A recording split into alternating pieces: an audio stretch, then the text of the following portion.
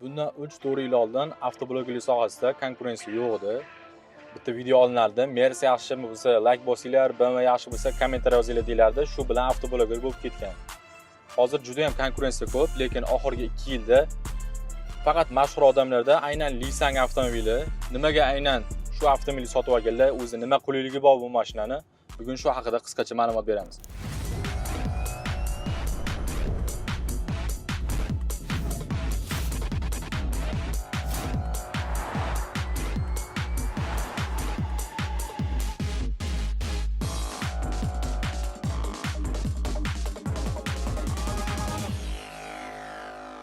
Oldinlari Xitoy mashinalari jamiyatda o'rni yo'q edi. 1 yil haydalgan Xitoy mashinalarini bemalol teng yarim narxga sotib olish mumkin edi. Jam mashinalari bo'lsa, avtosalondan olib turib 2000 foydasiga sotilardi. 1 yil minilgani bo'lsa, o'zini yangini narxida sotish mumkin edi. Hozir zamon o'zgardi, Xitoy mashinalariga talab oshib boryapti. Bu mashinani plyus tomonlaridan bittasi gibrid sistemada ishlaydi. Benzinda va tokda jami 1300 km yura oladi. Hammada trendda o'tirgan Li 9 o'sha mashhur odamlarda bor mashinalari bilan ham bemalol raqobatlasha oladi.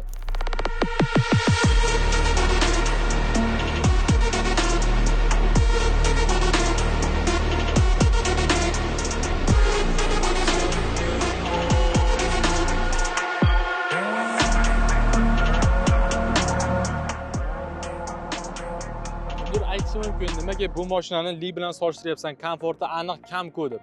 Lekin Li'ni ham olasiz, kamida 2 hafta yoki 3 hafta bor funksiyasidan foydalanasiz. Keyin bo'lsa oddiy Nexia Gentra kabi faqat haydash uchun foydalanadi.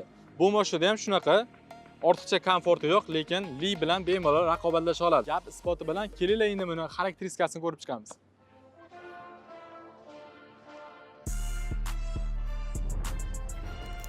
Mashinaga yaqinlashganimizda Nissan avtomobilda avtomatik elektron parog bizni kutib oladi. Eshiklarda bo'lsa elektron davochiklari bor. Dongfengda bu yo'q, ikkita minus hisoblasak, lekin Dongfengda Nissandan plyus tomoni NFC kartasi mavjud. Bu ham bir tomonlama plyus. Avtomobilning uzunligi 5 metr, bu Li 8 avtomobildan bir xil, Li 9 bilan bo'lsa 21 sm kamroq. Balonlari Nissan bilan bir xil, 21 razmerda, lekin bundan 5 yillik balon turmaydi. Premium podveska yo'q bunda, lekin bu juda ham qattiq degani emas. O'sha siz bilgan BYD Champion avtomobildan 4-5 marotaba yumshoqroq. Sababi bunda o'zi moslashuvchan amortizatsiya sistemasiga ega.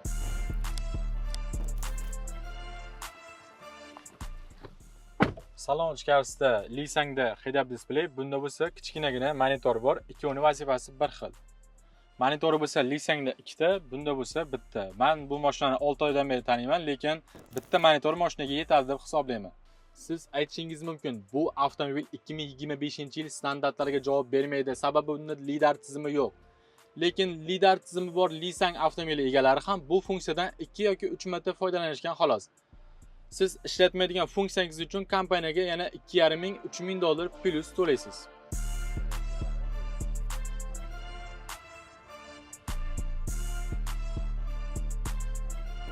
Orqa o'rinda da Nissan bilan deyarli bir xil, sababi bunda ham o'lchamlari bir xil bo'lgan monitor, panoramaga ega va o'zi harakatlanuvchi ham mikrovolnovka, ham xolodilnikka ega. Bu yerda o'sha podstakonnikka ega.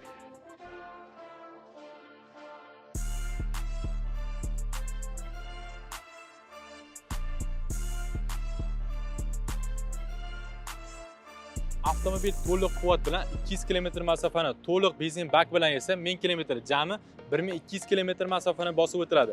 Bu Nissan avtomobili bilan deyarli 100 km ga farq qiladi. Avtomobilning tashqi dizayni Nissan avtomobilidan xunukroq bo'lib ko'rinishi mumkin, sababi bizning ko'zimiz Nissan avtomobiliga ancha ko'nikib qolgan.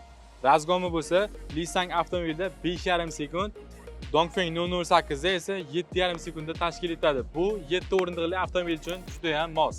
Orqa dizayni ham Nissan'dan xunukroq, sababi bizning ko'zimiz Nissan avtomobiliga o'rgangan. Bagaji ham deyarli 2 barobar kichkina. Va bu yerda bizni Dubai kompaniyasiga tegishli Epson moylari kutib oladi.